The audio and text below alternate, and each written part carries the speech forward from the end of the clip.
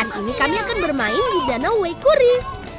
Tuh, lihat biru airnya membuat kami gak sabar untuk langsung nyebur. Danau Waikuri yang berwarna hijau kebiruan ini unik loh, sebab airnya asin. Kenapa asin? Karena sebenarnya danau ini adalah sebuah laguna yang terbentuk dari air lautan lepas yang berada di sekitar danau. Air tersebut masuk melalui celah-celah bebatuan yang berada di gugusan sekitar danau.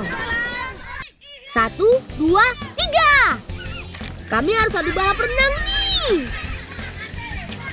Ya, aku kalah cepat dengan timnya Zaman nih.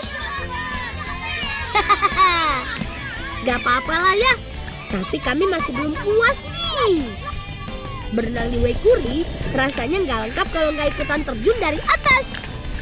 Eits, tapi ini hanya bisa dilakukan untuk yang bisa berenang saja ya.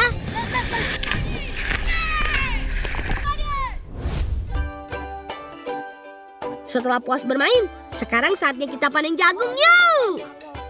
Sumba terkenal juga dengan hasil pertanian jagungnya. Kakak tadi meminta kami memetik jagung secukupnya. Jagung yang sudah bisa dipetik terlihat dari ukurannya yang besar. Kita bagi 2 kelompok ya, supaya lebih cepat. Memetik jagung tidak memerlukan alat. Hanya harus pandai-pandai memilih buah yang bagus.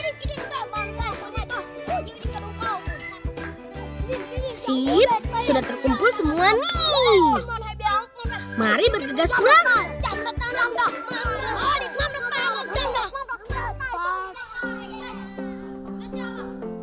Kita akan memasak kue jagung kukus yang lezat.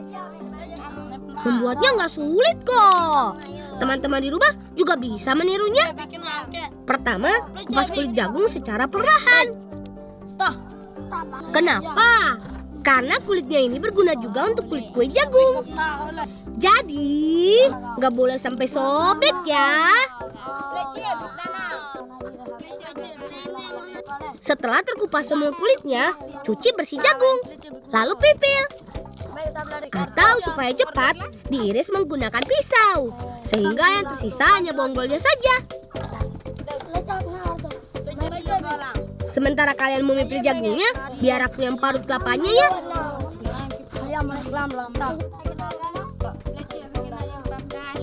Nah, kalau sudah semua, jagung ditumbuk sedikit demi sedikit.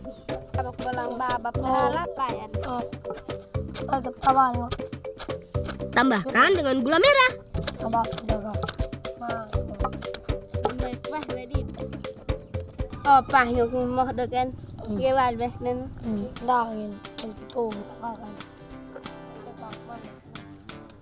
Jagung yang ditumbuk dengan gula merah tadi kemudian dicampur dengan kelapa dan tepung terigu.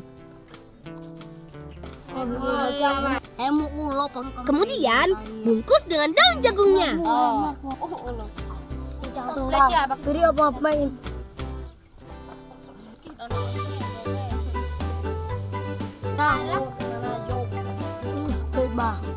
Kukus sebentar. Jadi deh, jagung kukusnya siap dinikmati.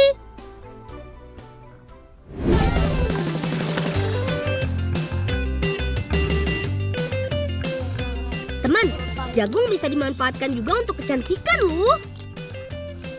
Caranya mudah saja. Petik daun pepaya. Ingat, daunnya saja ya, supaya tidak terlalu banyak getah yang menempel. Lang magpadung dana. Plat ndahan lah. Kemudian tumbuk dengan jagung yang sudah dipipil.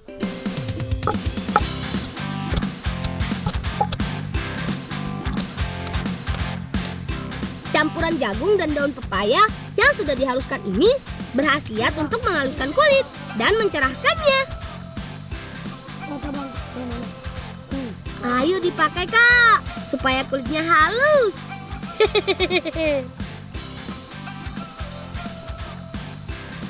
Aku juga bisa dong pakai maskernya juga. Ini gimana pas kang bolang. Hampir.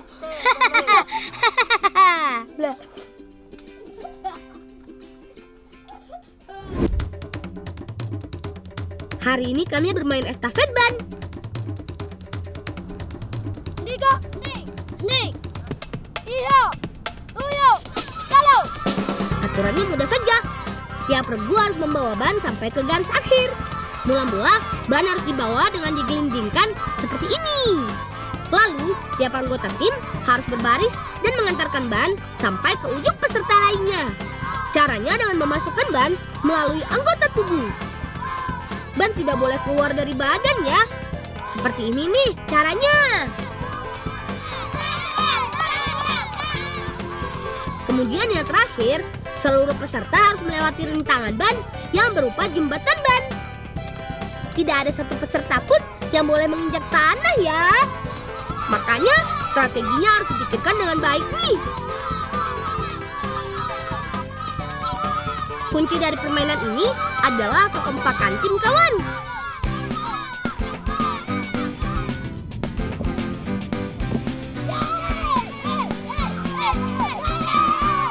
Yeay! Kelompok kami berhasil menjadi juaranya. Menang kalah itu biasa. Yang penting kita harus bermain jujur ya.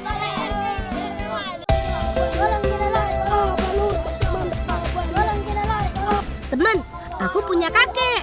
Beliau adalah seorang pembuat garam.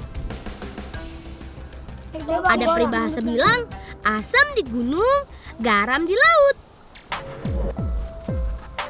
Nah, garam yang dibuat kakekku ini berasal dari air laut yang dimasak loh.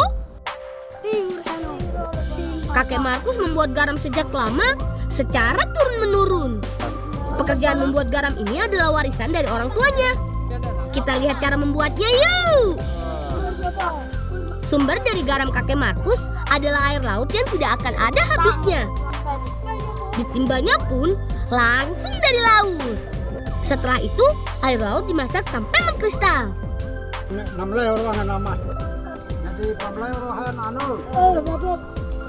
Proses pemasakan ini berlangsung sampai 4 hari. Makanya api harus terus dijaga dan jangan sampai padam. Tapi ada juga sebagian yang sudah mengkristal dan sudah jadi.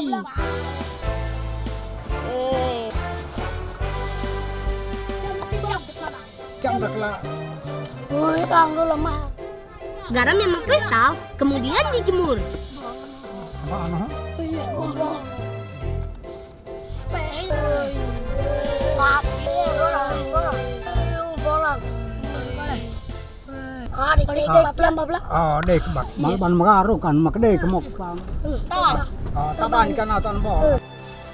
Kakek Markus berbaik hati memberi kami sekeranjang kecil ini garamnya. Terima kasih banyak ya, Kek.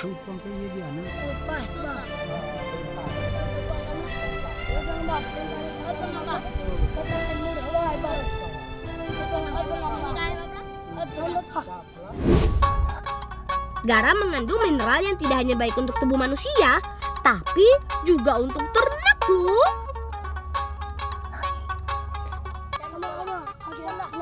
Jangan kandilkan kau. Ibu guru bilang ternak seperti kerbau dan sapi membutuhkan garam 60 gram sehari yang didapat di makanannya.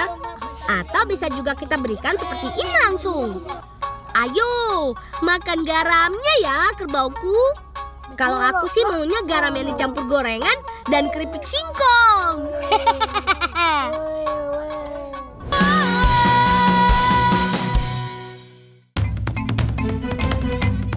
Ayo teman, kakak pasti sudah menunggu kita di seberang. Tetap hati-hati ya, beras ketannya jangan sampai jatuh. Teman, ini dia lokasi yang bikin kami deg-degan. Menyeberang lembah menggunakan kereta gantung. Lang, le bawa jalan ke Barya, takut ku petok ngene lo nak. Bare ku jirir nganang. Mlen takut desu. Sesian le bawa menjalan lesingan. Kalian dasar penakut. Ya udah, nggak apa-apa. Sampai ketemu di seberang ya. Oh iya teman, panjang lintasan kereta gantung ini 150 meter. Sementara kedalaman lembahnya 130 meter. Kereta gantung ini milik warga Dusun Torean, teman.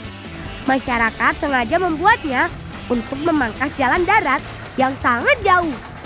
Setelah adanya kereta gantung ini, warga jadi lebih cepat mencapai kebunnya. Mereka tidak lagi harus jalan kaki lewat bawah. Yap, seperti yang Bayu dan Dani lakukan sekarang. Kereta gantung ini kuat mengangkut 320 kg, teman. Walaupun sedikit menakutkan, tapi kami bisa menikmati pemandangan yang bagus. Indah-indah ngeri, teman. Semoga pemerintah kami segera membuat jembatan yang lebih aman ya.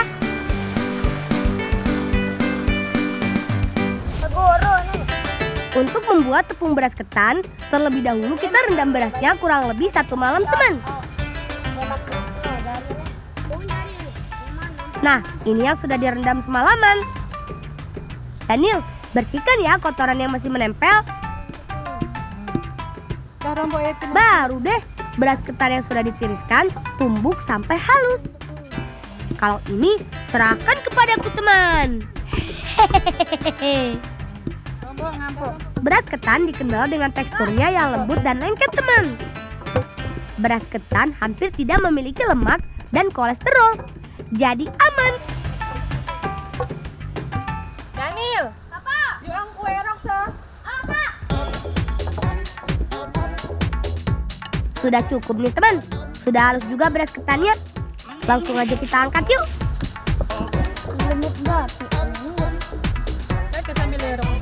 Untuk membuat kelepon kecerit, pertama-tama siapkan bahan-bahannya terlebih dahulu.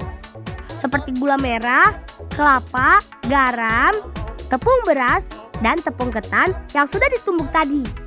Kita bagi tugas ya, teman, agar cepat selesai dan makan. Daniel, kamu parut kelapanya ya, biar aku yang potong gula merahnya. Untuk urusan membuat adonan, Bibi Wati yang melakukannya. Beliau yang paham takarannya. Tepung beras dan tepung ketan campur menjadi satu. Ingat ya, teman, takarannya tepung ketan lebih banyak agar adonan mudah dibentuk. Masukkan garam dan air secukupnya, lalu aduk-aduk sampai merata. Bayu, Ridwan, kalian siapkan apinya aja ya. Rebus air sampai mendidih. Jaga apinya agar tetap menyala. Tambahkan kayu bakarnya kalau perlu. Sambil menunggu airnya mendidih, langsung aja yuk kita buat kelepon keceritnya.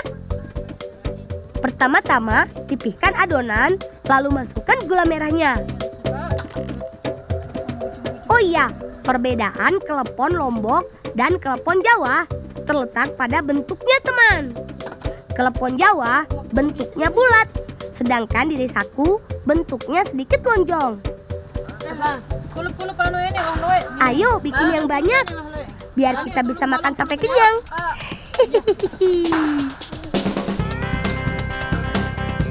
Nah, sudah jadi nih, saatnya direbus.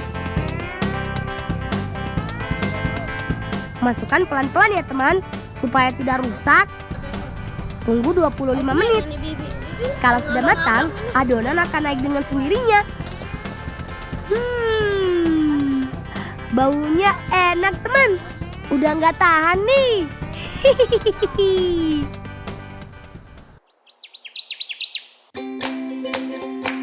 Ini dia kelepon kecerit buatan kami. Tunggu apa lagi, teman? Ayo kita habiskan. Rasanya enak. Perpaduan yang pas di lidah. Gigitan pertama, gula merahnya langsung menyebar ke seluruh mulut. Makannya harus pelan-pelan ya, teman. Jangan kayak paman, sampai keluar begitu gula merahnya. Kelepon kecerit adalah makanan khas Lombok, teman. Banyak juga dijual di pusat oleh-oleh. Kalau teman-teman di rumah berkunjung ke Lombok, jangan lupa beli oleh-oleh ini ya.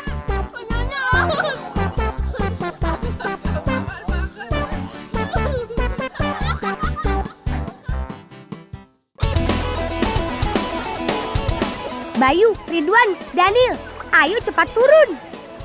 Kita harus berpencar nih supaya dapat hasil.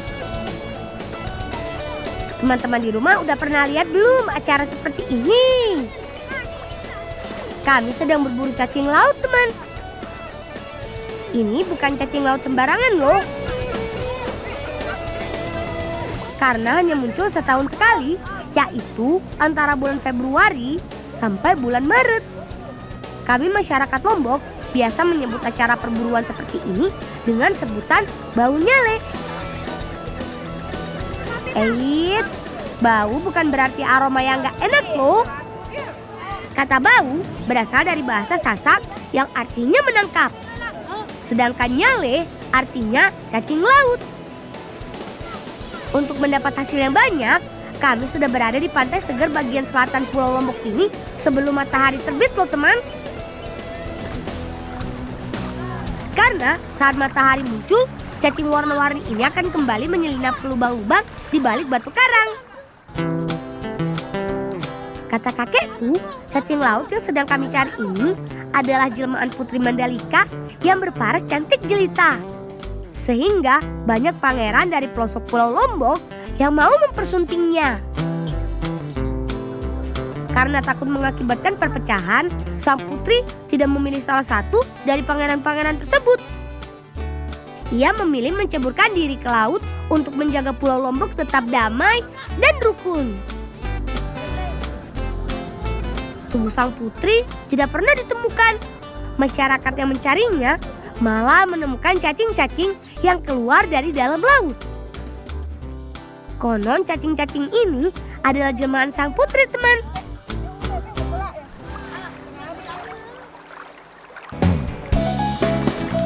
Ayo teman, kita pulang. Setelah ini, kita olah dan nikmati nyale ini.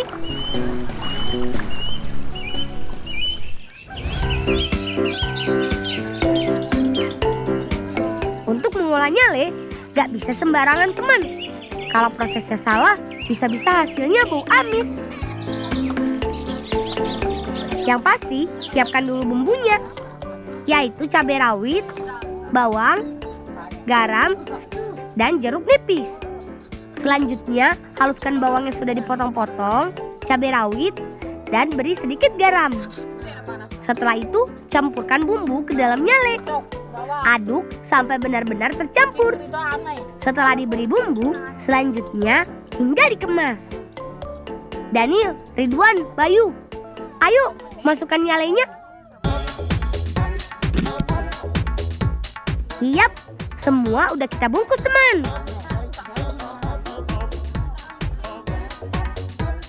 Biar tidak rusak saat dibakar, bungkusannya kita jepit seperti ini.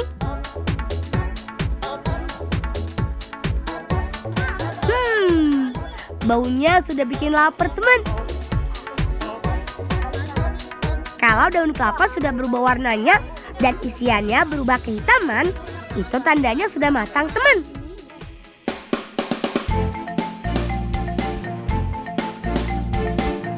Ini dia pepes nyale buatan kami.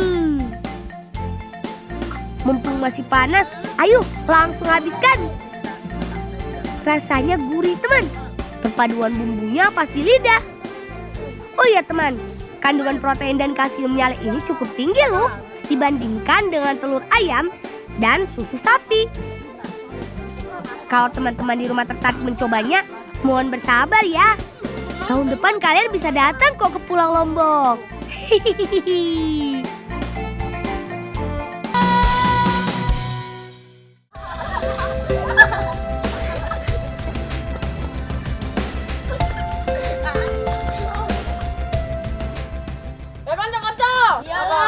Aja lali 3M.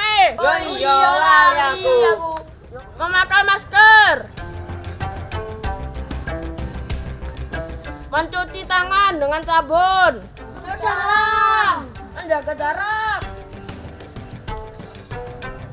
Sekarang 3M sudah menjadi 5M, ditambah dengan menjauhi kerumunan dan mengurangi mobilitas.